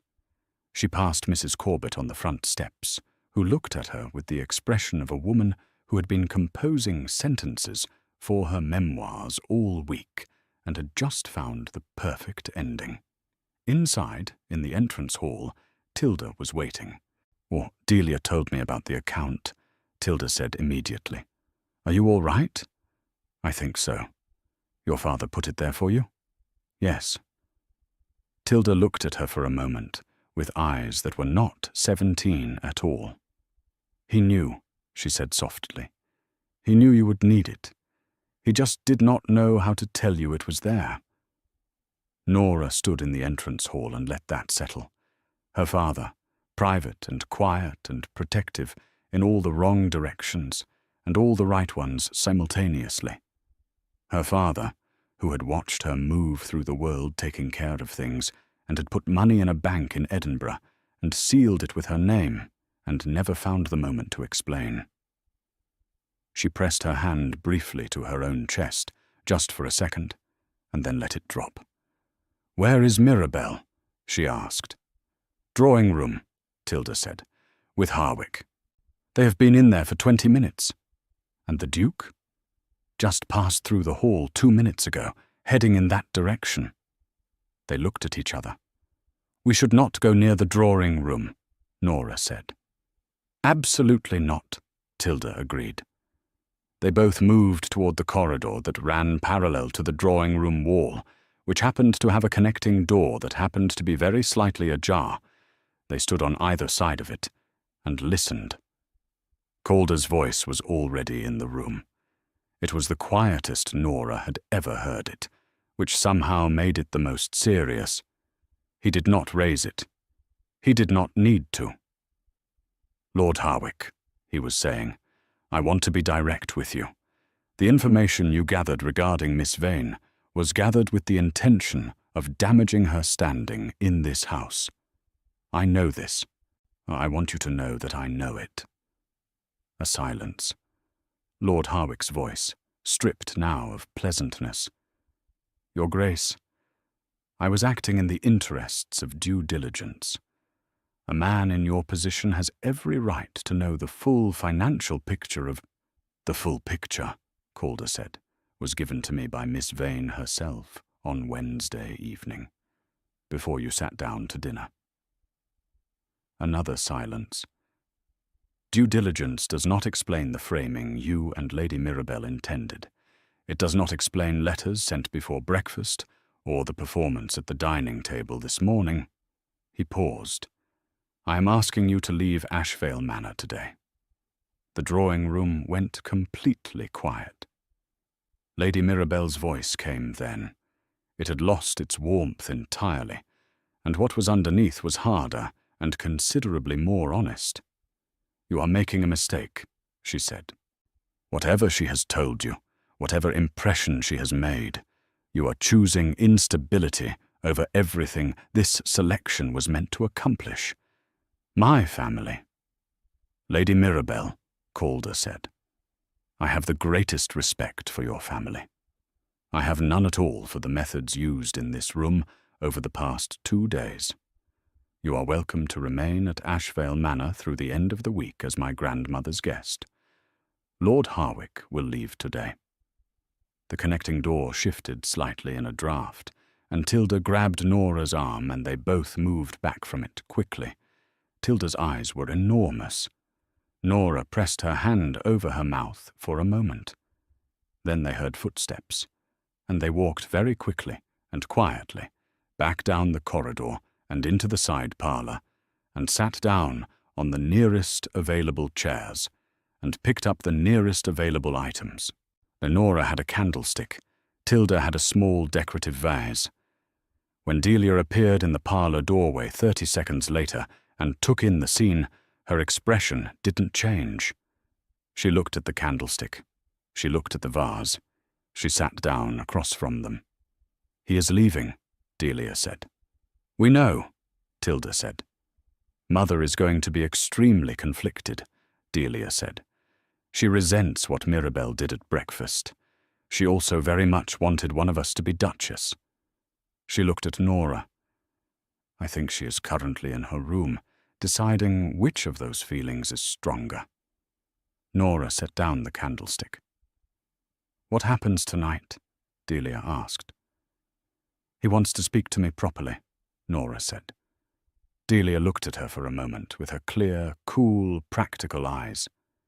"Then wear something that is not ivory," she said. "You have worn the same dress for 3 days." "I do not have anything else." Delia stood. "I have a deep gold evening dress that I have never worn because Mother bought it and then decided it was too much for Ketmore." She looked at Nora briefly. "It will need to be taken in at the waist. You have 40 minutes. She walked out. Tilda looked at Nora. Nora looked at the door Delia had just walked through. "The Farrow women," Tilda said, with the tone of someone documenting a personal revelation, "are deeply strange. Yes, Nora agreed, but they are ours. She stood and followed Delia upstairs. That evening, the drawing room after dinner was quieter than it had been all week. Lord Harwick was gone. His departure had been smooth and fast, and explained to the general company as a prior commitment. Nobody believed this. Nobody said so. Till Lady Mirabell came to dinner. She sat straight and said little and smiled at nothing. Her eyes moved to Nora once, briefly, and what was in them was not the calculated warmth of earlier in the week. It was something plainer. Something that looked, surprisingly, almost like recognition. Nora wore the deep gold dress. Delia had taken it in with swift, precise stitching in under 30 minutes, and had not mentioned it afterward. The Duke looked at her when she came into the dining room. Just once, directly. Then he looked at his plate, and the tips of his ears were slightly less composed than the rest of him. And Tilda, seated beside Nora, made a tiny sound under her breath that she converted into a cough. After dinner, Percival appeared in the doorway and nodded once. Nora excused herself. She walked down the corridor to the library, which was warm and firelit, and sat in one of the chairs and waited. Calder came in 2 minutes later and closed the door. He did not sit across from her. He sat in the chair beside hers, close enough that the armrests nearly touched, and turned to face her. The fire was the only sound. "I told you on the first morning," he said, "that I wanted to find out whether what I believed about you was real or whether I had constructed it." He paused. "It is real. More real than I had calculated." She looked at him. "I am not a man who does this easily," he said. "You know that. I am not built for the kinds of declarations that come easily to other people. But I think you also know what I mean, because I have not said anything this week that I did not mean." "I know that," she said quietly. "Then I want you to know," he said, "that I am not interested in finishing this week and returning to what it was before. I am interested in you, Nora, not as a candidate, not as a selection outcome, as a person who walked into this house to fix a hem and made everything I thought I had already decided feel worth deciding again from the beginning." The fire moved in the hearth. Outside, the wind had picked up, pressing against the old windows of Ashvale Manor, and the house held them in its warmth as it had held 4 generations of Reinhardts through every season. Nora looked at the man beside her, at the careful, steady face that had been present, genuinely present, every single day, at the ears that had betrayed him at dinner, at the hands that were not entirely still in his lap.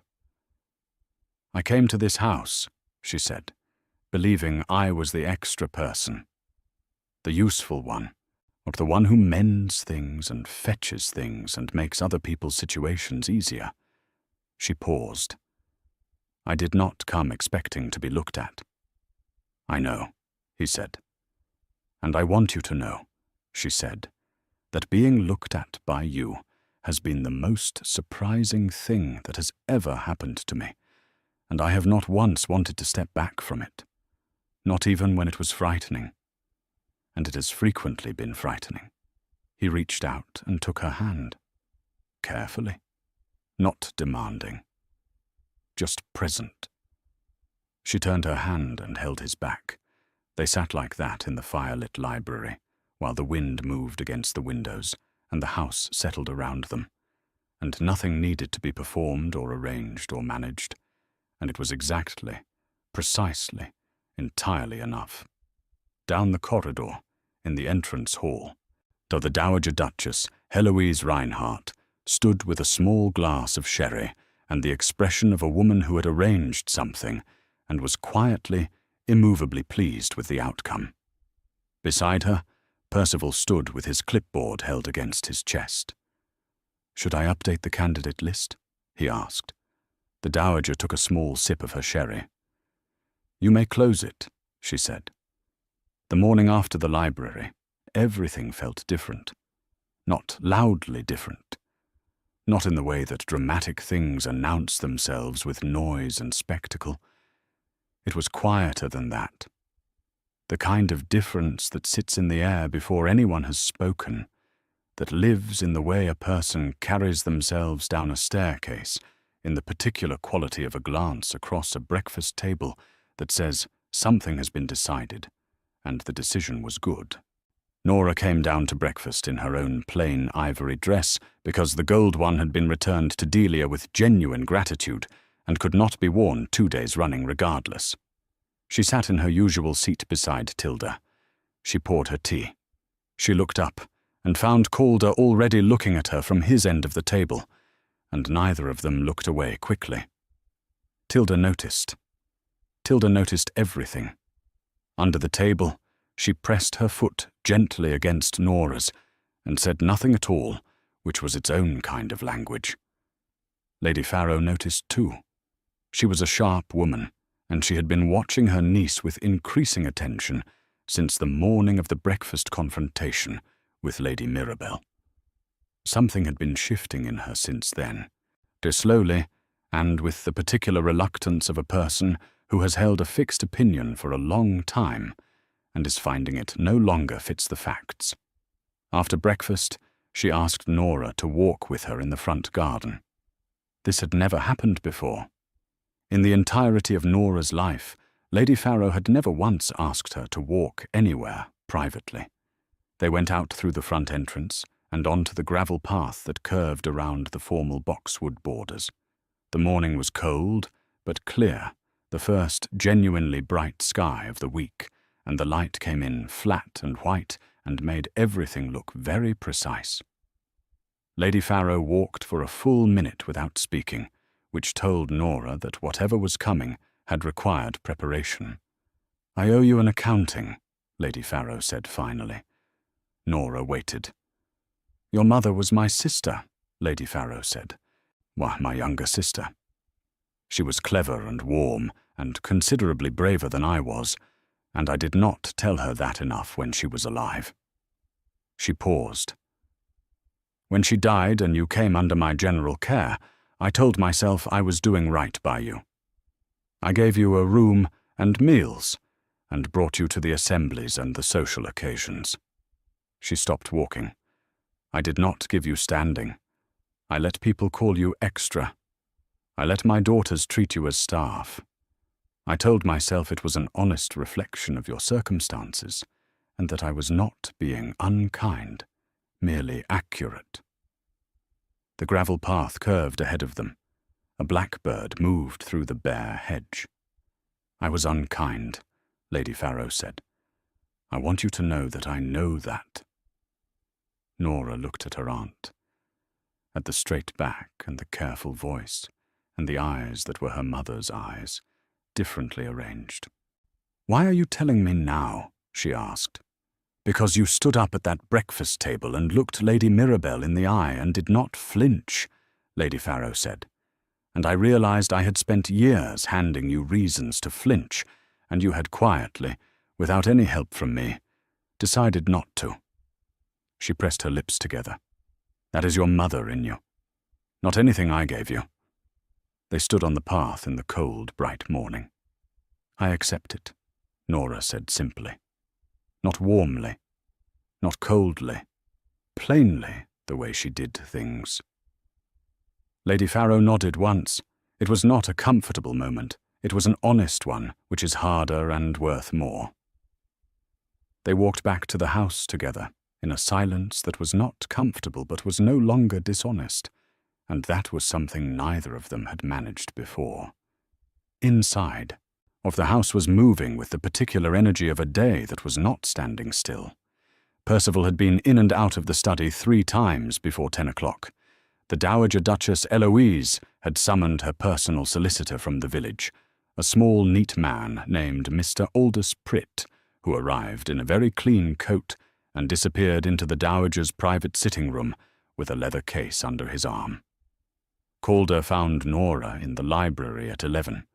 He came in and closed the door, and stood for a moment looking at her in that way he had, direct and without management, and she set down her book and looked back at him with the ease of someone who had stopped being surprised by his attention and started simply receiving it.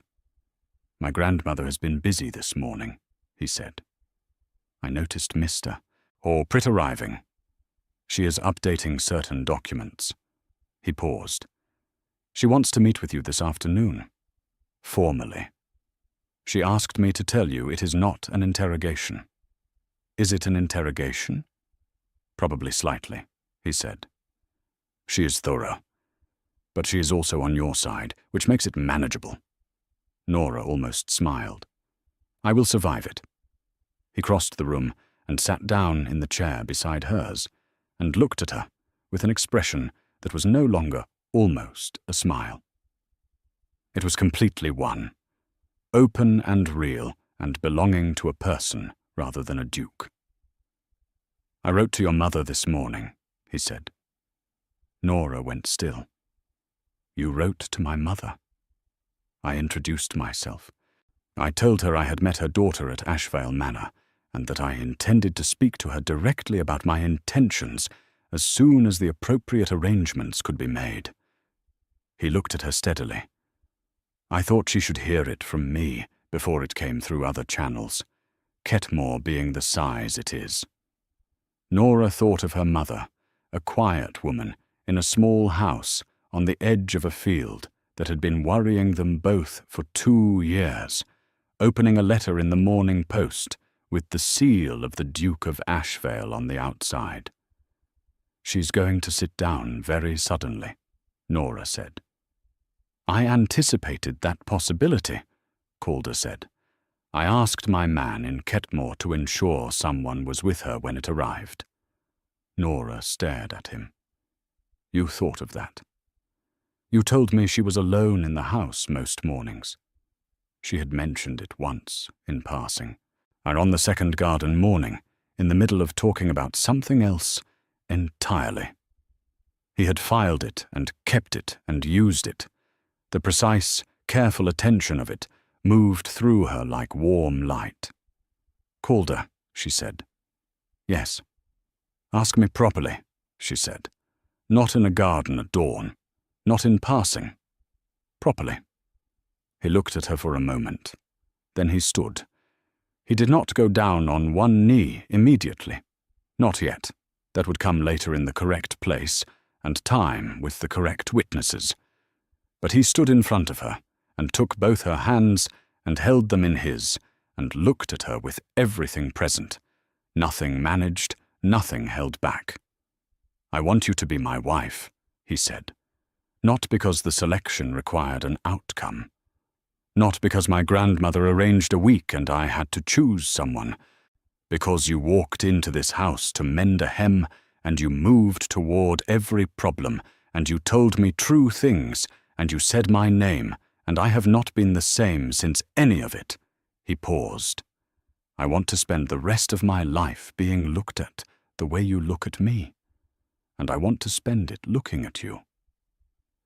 The library was warm and firelit, and Mr. Aldous Pritt was somewhere down the corridor with his leather case, and the Dowager was updating her documents, and outside the winter sun was making the frost on the garden wall look briefly like something precious. "Yes," Nora said. Plainly. Certainly. The way she did everything that mattered. He raised her hands and pressed his lips to her knuckles, and when he looked up, his face was the most unguarded she had ever seen it, open all the way through. Nothing performing, nothing protecting.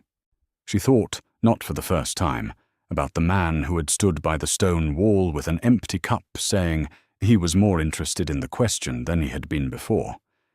He had found his answer. So had she. The afternoon meeting with the Dowager Duchess Eloise took place in the private sitting room, and lasted 1 hour and 14 minutes, which Nora knew, because she had quietly checked the mantel clock when she sat down, and again when she stood to leave. The Dowager asked her about her father, about Ketmore, about the trust account in Edinburgh, about her views on estate management, on household governance, on the responsibilities that came with a title she had never in her life imagined carrying. She asked her about her relationship with Lady Farrow, about her friendships, about what she considered her greatest weakness, and then, as without pause, what she considered her greatest strength. Nora answered everything honestly, even the difficult answers, especially those. At the end, the Dowager looked at her for a long moment with those clear, sharp eyes. "My grandson," she said, "has been managing things since he was 23 years old. Managing them brilliantly. Managing them alone. The one thing he has never been able to manage is wanting something for himself without immediately converting it into a responsibility." She paused. "You have made him want something, genuinely want it, without the armor." She folded her hands in her lap. "Do not let him put the armor back on. He will try. He is accustomed to it. Do not allow it." "I will not," Nora said. The Dowager studied her face. Then she nodded. Once, dead with the finality of a woman closing a question she had fully investigated. "Welcome to this family, Miss Vane," she said. "You will find it complicated, occasionally exhausting, and never boring." "That sounds entirely manageable," Nora said. The Dowager's eyes held something warm. "Yes," she said. "I believe it does to you." The announcement was made to the household that evening before dinner. Calder stood in the drawing room with the assembled company around him and said it plainly, because he did not perform things, and the plainness of it made it more real than any elaborate declaration could have. Tilda made a sound that was not entirely ladylike, and immediately covered it with both hands. Then she reached over and gripped Nora's arm with both of them and held on. Ardelia sat very straight and looked at the middle distance with an expression that was not a smile, but was definitely the architecture of one, the bones of it present without the surface, yet committed. Clarissa looked at her mother. Lady Farrow looked at Nora. What passed between them was complicated and layered and would take years to fully resolve, but it was not hostile. Not any more. Lord Cecil Barton raised his glass immediately and with genuine enthusiasm. "Well done, Reinhardt," he said, with the particular warmth of a man who is sincerely happy for people and does not bother to pretend otherwise. Genuinely. "Well done." Lady Gwen was crying in the pleasant way, the moved kind, dabbing at her eyes with her sleeve because she had no handkerchief, and Lord Cecil passed her his without comment. Mrs. Corbett sat very upright in the far chair and looked at the scene before her with the expression of a woman who had spent 30 years arranging matches and had just witnessed the one that would anchor the final chapter of her memoirs. She pressed her pen to her lips. Then she wrote something down. The wedding took place in the spring. Not the distant, abstract spring of planning and postponement, but the real and immediate one, the April that came 6 weeks after the announcement, because Calder saw no reason to wait when the decision had been made, and Nora agreed that waiting was a thing people did when they were uncertain, and she was not uncertain. The Dowager was decisive and joyful, and managed the arrangements with the same aggressive cheerfulness she had brought to the selection. Mr. Aldous Pritt appeared and disappeared from Ashvale Manor so many times over the following weeks that he eventually took a room in the village and stopped commuting. Nora's mother, Mrs. Clara Vane, arrived at Ashvale Manor 12 days after receiving the letter, and sat in the entrance hall with her coat still on for 20 minutes before anyone realized she had arrived, because she was too overwhelmed to stand up and announce herself. Calder found her there on his way to the study, and sat down beside her, and talked to her quietly for half an hour about Ketmore and the East Field, and her husband's trust account, and what the resolution of all of it would look like. And by the time Nora came looking for her mother, she found her sitting upright with her coat off, drinking tea with the Duke of Ashvale, was looking like a woman who had arrived in a country she did not expect to recognize, and found it felt like home. The Edinburgh account was released. The debt was cleared. The Eastern Field boundary dispute was settled within 3 weeks, partly through legal resolution, and partly because, as Percival noted dryly, land disputes tend to resolve with remarkable speed when one of the parties becomes engaged to a duke. On the morning of the wedding, Tilda came to Nora's room before anyone else, and sat on the edge of the bed while Nora's hair was being dressed, and talked continuously about nothing in particular, which was her way of making sure Nora did not have space to be nervous. And it worked. Delia appeared at the door 20 minutes before the ceremony, and said nothing.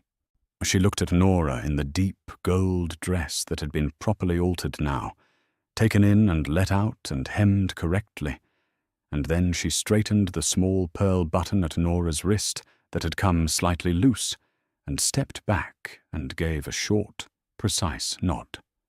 It was, Nora thought, the most Delia thing that had ever happened, and she loved her cousin for it completely. Lady Farrow stood in the corridor outside the chapel, and watched her niece walk past, and said, quietly enough that only Nora heard, "Your mother would have been proud." She did not embellish it. She did not need to. Nora looked at her aunt for a moment. Then she touched her hand briefly, just once, and walked on. The chapel at Ashvale Manor was old and stone, and smelled of beeswax and cold air, and the particular quality of centuries of important moments. As the light came through the high windows in long, clean bars that fell across the stone floor and the wooden pews and the faces of the people assembled there. Calder was standing at the front. He turned when she came in. He looked at her the way he had looked at the corner of a room 7 weeks ago, with the focused, searching attention of a man who has found the specific thing he was looking for and is not looking anywhere else. But this time, there was nothing searching about it. It was not looking for anything.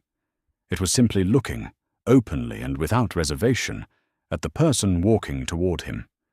Nora walked down the aisle of that old stone chapel, in her mother's altered gold dress, with the pearl button properly fastened at her wrist, and the ink stain, finally, completely gone from her thumb. And she felt, with every step, not the anxiety of a person stepping into something too large for them, but the settled certainty of a person arriving somewhere they have been moving toward for a long time without knowing it. She reached him. He took her hand. The ceremony was not long. The words were old and simple, and had been said in that chapel many times before by people who meant them fully and people who meant them partially, and people who were not entirely sure what they meant. Calder and Nora said them to each other with the plain, direct honesty that was the only register either of them had ever really used, and the words landed differently for it, heavier and realer and more permanent. When it was done, he held her hand and looked at her, and the first thing he said, quietly enough that only she heard, was, "I was right." "About what?" she said. "About the corner," he said. "About what I saw." She looked at him for a moment, at the face that was entirely present, entirely there, not managing anything, not protecting anything, just fully and completely the person inside it. "So was I," she said. Outside the chapel, the April air was cool and bright, and the climbing roses on the east garden wall had begun to bloom, small and pale, and determined against the old stone. The birds were loud in the trees. The grounds of Ashvale Manor stretched out in every direction, under a sky that had decided, at last, to be unreservedly generous with its light. The Dowager Duchess Eloise stood on the chapel steps with her sherry replaced by champagne, and her expression replaced by something that required no performance at all, simply the open, was unhurried happiness of a woman who had wanted something for the person she loved most, and had lived to see it arrive. Percival stood beside her with his clipboard held at his side for once, not against his chest, not in use, just held loosely in one hand, the way a man holds something he no longer needs urgently. Tilda was laughing. Lord Cecil was telling a story to Lady Gwen, who was laughing too. Delia was standing slightly apart from the group with a glass of champagne and the expression of a woman who is privately and thoroughly satisfied with how events have concluded. And Nora stood in the April light with her husband's hand in hers and looked out at the garden where the roses were coming back and thought about corners, about the people who are placed in them and told to stay, was about what happens when someone turns and looks at the corner, not with pity or obligation, but with the specific, undeniable recognition of someone who sees exactly what is there and wants it, plainly and completely. She had spent years being useful in other people's stories. This one was hers. She held on to his hand and let the light fall where it would, and it fell on everything equally, and it was warm, and it was good, and it was enough. It was more than enough. It was everything